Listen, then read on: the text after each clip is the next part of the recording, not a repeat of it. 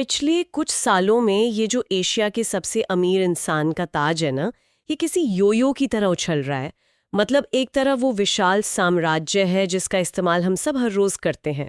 हाँ बिल्कुल, हमारी रोजमर्रा की जरूरत है। बिल्कुल, जैसे जिस इंटरनेट से ये गहरी चर्चा सुनी जा रही है या जिस सुपरमार्केट से घर का किराना आता है।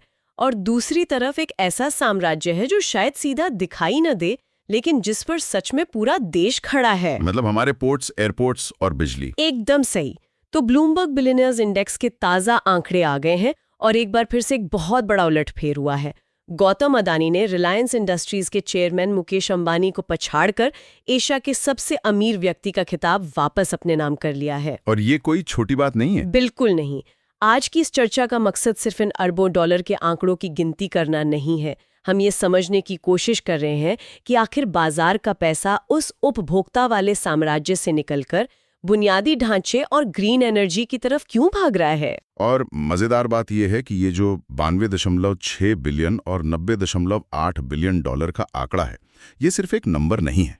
तो फिर क्या है ये? देखिए, ये दरअसल दो बिल्कुल अलग तरह के आर्थिक विजन की टक्कर है। जब हम इन ताज़ा रिपोर्टों का विश्लेषण करते हैं तो पता चलता है कि ग्लोबल इन्वेस्टर्स अब सिर्फ आज के मुनाफे को नहीं देख रहे हैं। वो कुछ और ही तलाश रहे हैं। हाँ, वो ये तय कर रहे हैं कि अगले 20 सालों में भारत का इकोनॉमिक इंजन किस दिशा में जाने वाला है। तो चलिए इस पूरी तस्वीर को थोड़ा जूम आउट करके देखते हैं। अगर हम ब्लूमबर्ग इंडेक्स की टॉप लिस्ट को देखें तो ग्लोबल रैंकिंग और एशियाई रैंकिंग में एक बहुत बड़ा और थोड़ा हैरान करने वाला फर्क दिखता है। हाँ, वो अंतर तो साफ है। मतलब दुनिया के टॉप 3 अरबपतियों को देखें। एलन मस्क 656 बिलियन डॉलर के साथ नंबर 1 पर है। उनके बाद लैरी पेज 286 बिलियन और जेफ बेजोस 269 बिलियन डॉलर के साथ हैं। और ये तीनों ही अमेरिकन हैं और टेक इंडस्ट्री से आते हैं। सही कहा। लेकिन जब हम अपनी आज की कहानी पर आते हैं तो गौतम अडानी 92.6 बिलियन के साथ 19वें नंबर पर है और मुकेश अंबानी 90.8 बिलियन डॉलर के साथ 20वें नंबर पर। पहली बात तो ये कि टॉप 50 में सिर्फ ये 2 भारतीय हैं। बिल्कुल। और दूसरी बात, अगर मैं इसे एक एनालॉजी से समझाऊं तो लगता है कि ग्लोबल टॉप 3 के लोग एक बिल्कुल ही अलग साइफाई गेम खेल रहे हैं। मतलब space exploration, artificial intelligence, future e-commerce. हाँ, वो भविष्य की तकनीकें हैं। लेकिन 19वें और 20वें नंबर पर जो मुकाबला चल रहा है वो एक क्लासिक हैवीवेट बॉक्सिंग मैच जैसा है। ये लोहा, सीमेंट, तेल और इंफ्रास्ट्रक्चर की लड़ाई है। इसके पीछे एक बहुत ही ठोस आर्थिक कारण है। देखिए, अमेरिका और पश्चिमी देश पहले ही अपना बुनियादी ढांचा खड़ा कर चुके हैं। मतलब उनकी सड़कें और पोर्ट्स पहले से तैयार हैं। एकदम सही।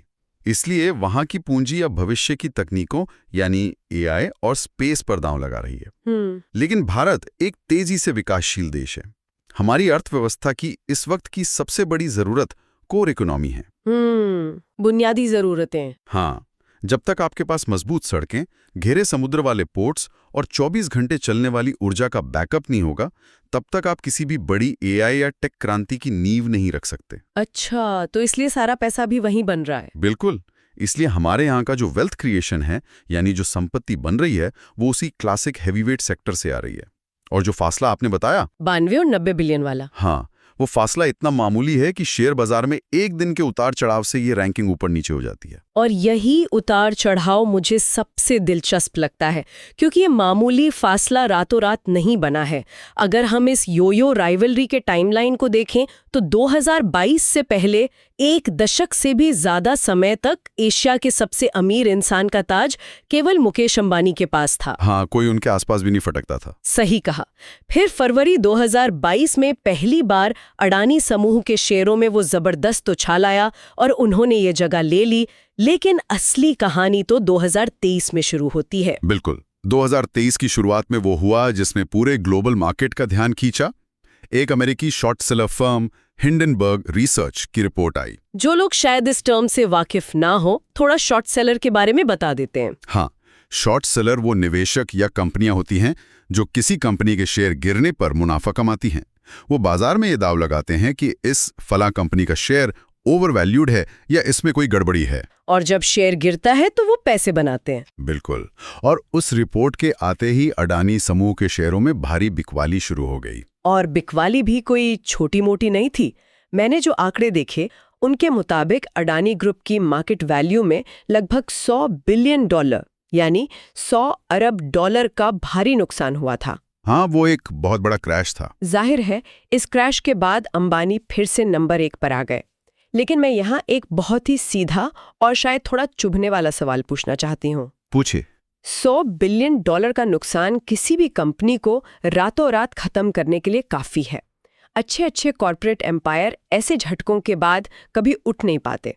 लेकिन हमने देखा कि 2024 आते आते वो रिकवर करने लगे। हाँ, और अब तो आगे निकल गए हैं। वही तो, आज इस महीने वो फिर से 92.6 बिलियन के साथ अंबानी से आगे निकल गए हैं। मुझे ये समझाइए कि क्या ये सिर्फ शेयर बाजार की कमजोर याददाश्त है कि लोग पुरानी बातें भूल गए, या इस रिकवरी के पीछे कोई असली फंडामेंटल या बुनियादी ताकत काम कर रही थी? ये एक बेहतरीन सवाल है और इसका जवाब बाजार के मनोविज्ञान और फिजिकल एसेट्स यानी भौतिक संपत्तियों के असल ताकत के बीच में छिपा है। मतलब वो संपत्तियां जो जमीन पर है। हाँ, देखिए, शेयर बाजार बहुत हद तक सेंटिमेंट या धारणा पर काम करता है। रिपोर्ट आई, निवेशकों में पैनिक हुआ और उन्होंने धड़ाधड़ शेयर बेच दिए। डर का माहौल बन गया था। बिल्कुल, और इससे कंपनी की कागजी वैल्यू यानी मार्केट कैप कम हो गई। लेकिन अब जरा जमीन पर देखिए, क्या उस रिपोर्ट के आने से मुंद्रा पोर्ट पर जहाजों का आना बंद हो गया? नहीं, वो तो चलता रहा। क्या मुंबई या अहमदाबाद एयरपोर्ट से लोगों ने उड़ान भरना छोड़ दिया, या क्या उनके पावर प्लांट से बिजली बननी बंद हो गई? नहीं, वो सब तो अपनी जगह वैसे ही काम कर रहा था। बस यही सबसे बड़ा कैच है। जब आपका बिजनेस ऐसे इंफ्रास्ट्रक्चर पर खड़ा हो जिसे रातों रात न तो कोई बदल सकता है और न ही बंद कर सकता है, तो वो आपको एक गारंटीड कैश फ्लो देता है। मतलब लगातार पैसा आता रहता है। बिल्कुल, आपकी संपत्तियां जमीन पर लगातार पैसा बना रही थीं, और इसके अलावा अडानी ग्रुप ने इस संकट से निकलने के लिए कुछ बहुत ही रणनीतिक कदम उठाए।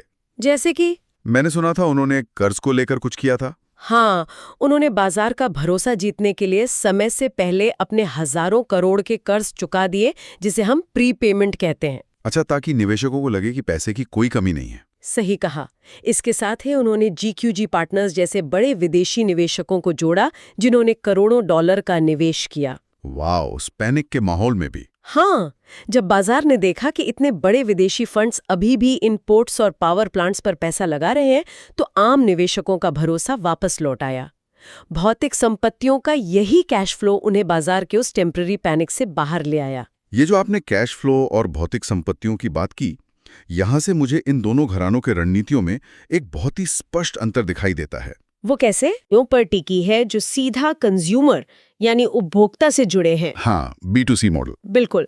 टेलीकॉम में जियो है, रिलायंस रिटेल के स्मार्ट बाजार और ट्रेंड्स है, और बेशक उनका पुराना और बेहद मजबूत ऑयल टू केमिकल्स बिजनेस है, O2C बिजनेस। सही कहा। दूसरी तरफ गौतम अडानी है, जो कि एक फर्स्ट जनरेशन एंटरप्रेन्योर है।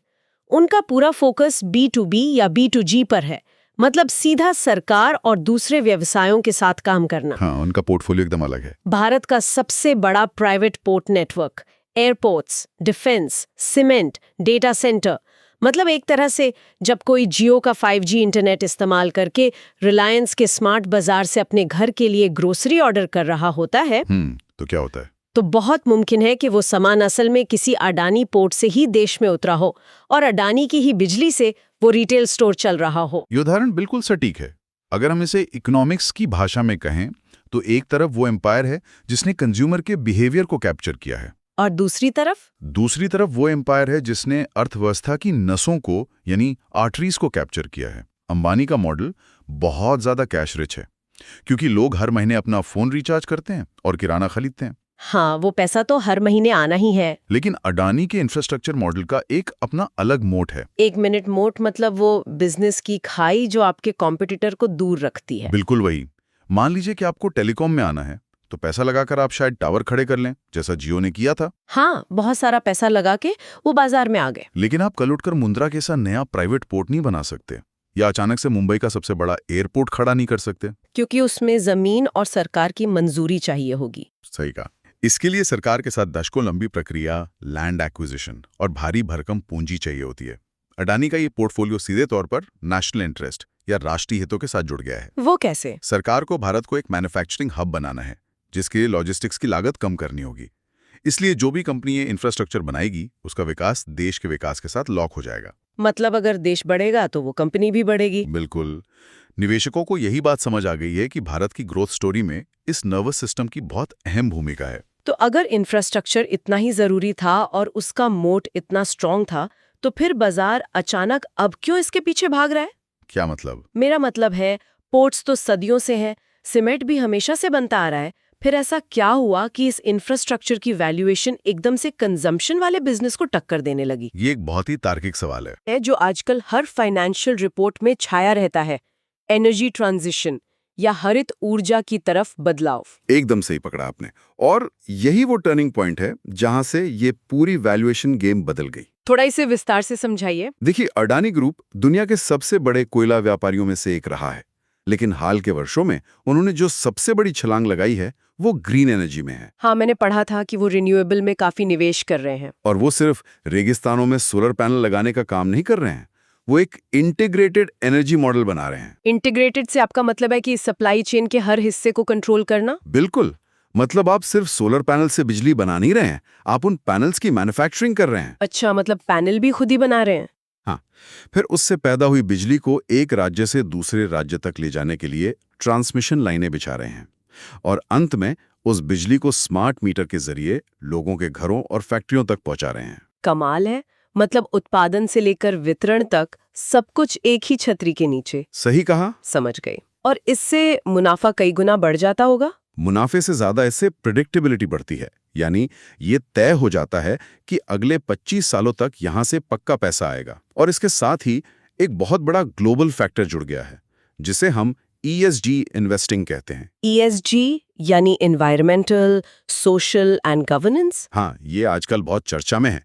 थोड़ा इसे आसान भाषा में समझाइए। ESG फंड्स ऐसे ग्लोबल इन्वेस्टमेंट फंड्स होते हैं जिनके पास खरबों डॉलर है। खरबों डॉलर? हाँ, ट्रिलियंस ऑफ डॉलर्स। लेकिन उन पर ये दबाव है, या यूं कहें कि नियम है, कि वो ये पैसा सिर्फ उन्हीं कंपनियों में लगाएंगे जो पर्यावरण को बचा रही हैं या कार्बन एमिशन कम कर रही हैं। मतलब उन्हें ग्रीन कंपनियों में ही निवेश करना है। बिल्कुल। अब इन ग्लोबल फंड्स को अपना पैसा पार्क करने के लिए कोई सुरक्षित जगह चाहिए। भारत दुनिया के सबसे बड़े एनर्जी मार्केट्स में से एक है, और हमारी ऊर्जा की मांग तो बढ़ ही रही है। एकदम सही। इसीलिए जब कोई कंपनी यहाँ इतने विशाल स्तर पर ग्रीन एनर्जी का इंफ्रास्ट्रक्चर खड़ा करती है, तो ये सारा ग्लोबल विदेशी पैसा उस कंपनी की तरफ खिंचा चला आता है। तो मतलब इसी पैसे की वजह से वो इतनी तेजी से आगे बढ़ रहे हैं। हाँ, इसी ग्रीन एनर्जी के नैरेटिव ने अडानी की कंपनियों के शेयर प्राइस को वो प्रीमियम दिया है जो उन्हें आज नंबर 1 पर ले आया है। तो अगर ग्रीन एनर्जी और ESG फंड्स के पीछे दुनिया इस कदर भाग रही है, तो मैं मुकेश अंबानी के मॉडल को लेकर एक बहुत गंभीर सवाल पूछना चाहती हूँ। हाँ, पूछिए। रिलायंस का एक बहुत बड़ा हिस्सा, दरअसल उनका जो असली कैश काउ है जिससे वो सारा मुनाफा कमाते हैं, वो उनका ऑयल टू केमिकल्स बिजनेस है। हाँ, जामनगर की रिफाइनरी, बिल्कुल, जो कि दुनिया की सबसे बड़ी रिफाइनरियों में से एक है। अगर पूरा ग्लोबल कैपिटल हरित ऊर्जा की तरफ जा रहा है, तो क्या भविष्य में अंबानी का ये पारंपरिक ऊर्जा पर भारी दांव उनके लिए एक नुकसान बन सकता है? ये तो बाजार के दिग्गजों की चर्चा का विषय बना हुआ है। मतलब क्या ये एक ऐसा जहाज है जो अभी बहुत मुनाफा तो दे रहा है, लेकिन लंबी रेस में पिछड़ जाएगा? ये सवाल शेयर बाजार के सबसे बड़े डिबेट्स में से एक है। देखिए, ऐसा बिल्कुल नहीं है कि दुनिया से पेट्रोल, डीजल या पेट्रोकेमिकल्स का इस्तेमाल रातों रात खत्म हो जाएगा। वो तो मुमकिन नहीं है। प्लास्टिक, दवाइयां और हमारे आसपास की लगभग हर चीज में पेट्रोकेमिकल्स का इस्तेमाल होता है। इसलिए रिलायंस का O2C बिजनेस अगले कई दशकों तक बहुत सारा पैसा छापता रहेगा। तो फिर दिक्कत कहाँ है? दिक्कत मुनाफे में नहीं, वैल्यूएशन में है। शेयर बाजार में जो वैल्यूएशन होता है, जो मल्टीपल्स मिलते हैं, वो आज के मुनाफे पे नहीं बल्कि फ्यूचर ग्रोथ पर मिलते हैं। यानी बाजार ये देखता है कि 10 साल बाद कहाँ ज्यादा गुंजाइश है। बिल्कुल। बाजार को लगता है कि ये पारंपरिक तेल बिजनेस अपनी पीक या चरम पर पहुंच चुका है, वहां से बहुत ज्यादा तेज ग्रोथ नहीं आएगी। समझ रही हूँ। जबकि ग्रीन एनर्जी में ग्रोथ की संभावनाएं अभी अनंत मानी जा रही हैं। इसलिए निवेशकों का जो उत्साह है, वो प्रीमियम फिलहाल ग्रीन इंफ्रास्ट्रक्चर की कहानी को मिल रहा है। लेकिन रिलायंस भी तो ग्रीन एनर्जी में निवेश कर रहा है ना? हाँ, रिलायंस भी ग्रीन एनर्जी में भारी निवेश कर रही है। उन्होंने भी जामनगर में बड़े गीगा फैक्ट्रीज बनाने का ऐलान किया है। अच्छा। लेकिन इस वक्त बाजार अडानी के इंटीग्रेटेड ग्रीन मॉडल को ज्यादा तेजी से रिवॉर्ड कर रहा है, क्योंकि उनका काम जमीन पर ज्यादा दिखाई दे रहा है। तो अगर हम आज की इस पूरी चर्चा के सारे पन्नों को एक साथ समेटें, तो एक बात बहुत साफ होकर उभरती है। वो क्या? ये जो 19वें और 20वें नंबर की रैंकिंग का फेरबदल है, ये सिर्फ 2 अरबपतियों की ईगो की लड़ाई नहीं है, ये दरअसल ग्लोबल इन्वेस्टर्स का एक वोट है। बिल्कुल सही कहा आपने, एक आर्थिक वोट। ये वोट इस बात पर है कि भारत के भविष्य की अर्थव्यवस्था को कौन सी चीज ज्यादा तेजी से आगे ले जाएगी। क्या वो रिलायंस का B2C मॉडल होगा जो सीधे तौर पर हमारे डेमोग्राफिक डिविडेंड और हमारे कंजम्पशन पर दांव लगा रहा है, या फिर वो अडानी का B2B इंफ्रास्ट्रक्चर और ग्रीन एनर्जी मॉडल होगा जो अर्थव्यवस्था की नसों को मजबूत कर रहा है। और जो लोग ये चर्चा सुन रहे हैं उनके लिए समझना इसलिए जरूरी है क्योंकि हमारी जिंदगी इन फैसलों से सीधे तौर पर प्रभावित होने वाली है। हाँ, ये सिर्फ शेयर बाजार तक सीमित नहीं है। सरकार की नीतियां और इन घरानों का निवेश ही ये तय करेगा कि हमारे शहरों में बिजली कितनी साफ और सस्ती होगी, हमारा डेटा किन सर्वर्स पर सुरक्षित रहेगा और हमारी लॉजिस्टिक्स कॉस्ट कितनी कम होगी। मतलब ये हमारे देश के अगले 20-30 सालों के नक्शे की कहानी है। बिल्कुल, ये पूरा इंफ्रास्ट्रक्चर ही हमारा भविष्य तय करेगा। ये वाकई बहुत गहरी बात है। हमारे रोजमर्रा के इस्तेमाल की तकनीकें और सुविधाएं इन्हीं बोर्डरूम्स में बन रही हैं। लेकिन जाने से पहले मेरे दिमाग में इन रिपोर्ट्स को पढ़कर एक और ख्याल आया जो थोड़ा आउट ऑफ द बॉक्स है। अरे वो क्या? हमने देखा कि ये दोनों ही एम्पायर्स पूरी तरह से भारत की डोमेस्टिक पॉलिसी यानी घरेलू नीतियों और यहाँ के बाजार से जुड़े हुए हैं। इनकी पूरी ताकत भारत की ग्रोथ स्टोरी में निहित है। हाँ, भारत का विकास ही इनकी ताकत है। और ग्लोबल कैपिटल अभी भारत में आ रहा है क्योंकि हम सबसे तेजी से बढ़ती बड़ी अर्थव्यवस्था हैं। लेकिन जरा सोचिए, ग्लोबल पैसा बहुत चंचल होता है, उसे हमेशा नया ग्रोथ चाहिए। कल को अगर ये सारा ग्लोबल कैपिटल और इन्वेस्टर्स का ध्यान भारत से हटकर किसी और एशियाई देश, मान लीजिए वियतनाम या इंडोनेशिया पर शिफ्ट हो जाता है और वहां कोई नया इंफ्रास्ट्रक्चर बूम आता है, तो क्या होगा? तो क्या ऐसा हो सकता है कि अगले 10 सालों में इस एशिया के सबसे अमीर व्यक्ति की रेस में कोई ऐसा नया और अनजान खिलाड़ी सामने आ जाए जो इन दोनों दिग्गजों को भी पीछे छोड़ दे? ये तो बाजार का एक ऐसा सच है जिससे कोई इनकार नहीं कर सकता। मतलब ऐसा हो सकता है? बिल्कुल। पूंजी कभी एक जगह रुकती नहीं है। जब तक आपको उस विदेशी पूंजी को खींचने के लिए मजबूत रिटर्न और स्थिर नीतियां मिलती रहेंगी, तब तक आप टॉप पर हैं। वरना बाजार नए हीरोज ढूंढने में देर नहीं लगाता। और शायद यही कारण है कि ये दोनों घराने आज भी इतनी आक्रामकता के साथ अपनी नींवें मजबूत कर रहे हैं। तो इस दिलचस्प विचार के साथ हम आज की इस गहरी चर्चा को यहीं रोकते हैं। बिल्कुल। ये तो तय है कि ये योयो राइवलरी अभी और कई मोड़ लेगी और हम हर मोड़ पर इसके पीछे की असली कहानी आप तक लेकर आते रहेंगे। तब तक के लिए अगली बार जब इंटरनेट इस्तेमाल करें या किसी हाईवे से गुजरें तो जरूर सोचिएगा कि इस पूरी मशीनरी को आखिर चला कौन रहा है।